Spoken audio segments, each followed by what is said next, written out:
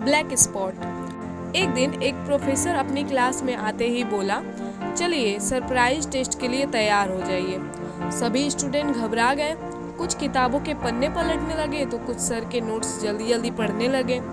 ये सब कुछ काम नहीं आएगा, प्रोफेसर मुस्कुराते हुए बोले।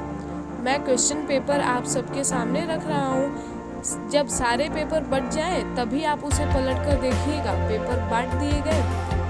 ठीक है, अब आप पेपर देख सकते हैं, प्रोफेसर ने निर्देश दिया। अगले ही क्षण सभी क्वेश्चन पेपर को निहार रहे थे, पर ये क्या, इसमें तो कोई प्रश्न ही नहीं था तो सिर्फ व्हाइट पेपर पर एक ब्लैक स्पॉट। ये क्या सर, इसमें तो कोई क्वेश्चन ही नहीं है, एक छात्र खड़ा होकर बोला।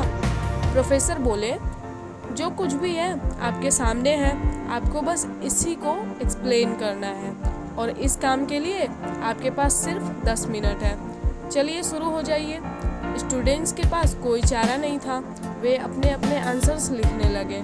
समय खत्म हुआ, प्रोफेसर ने आंसर शीट कलेक्ट की और बारी बारी से उन्हें पढ़ने लगे। लगभग सभी ने ब्लैक स्पॉट को अपनी अपनी तरह से समझाने की कोशिश की थी, लेकिन किसी ने भी उस स्पॉट के चारों ओर मौजूद व्हाइट स्पेस के बारे में बात नहीं की थी।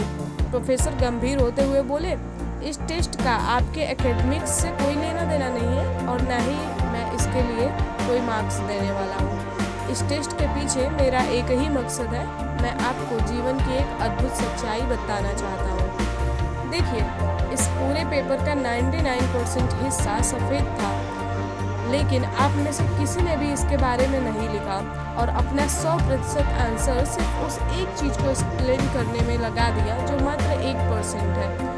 और यही बात हमारे लाइफ में भी देखने को मिलती है। समस्याएं हमारे जीवन का एक छोटा सा हिस्सा होती हैं, लेकिन हम अपना पूरा ध्यान इन्हीं पर लगा देते हैं। कोई दिन रात अपने लुक्स को लेकर परेशान रहता है, तो कोई अपने करियर को लेकर चिंता में डूबा रहता है, तो कोई और बस पैसे का रोना रोता रहता है। क्यों नहीं हम अपनी ब्लेसिंग्स को काउंट करके खुश होते हैं? क्यों नहीं हम पेट भर खाना के लिए भगवान को थैंक्स कहते हैं? क्यों नहीं हम अपनी प्यारी सी फैमिली के लिए शुक्रगुजार रहते हैं? क्यों नहीं हम लाइफ की उन 99% चीज़ों की तरफ ध्यान देते हैं जो सचमुच हमारे जीवन को अच्छा बनाती हैं? चलिए आज से हम लाइफ की प्रॉब्लम्स को ज़रूरत से ज़्यादा सीरियसली लेना छोड़ दें और जीवन की छोटी छोटी खुशियों को एंजॉय करना सीखें। तभी हम जिंदगी को सही मायने में जी पाएंगे। धन्यवाद।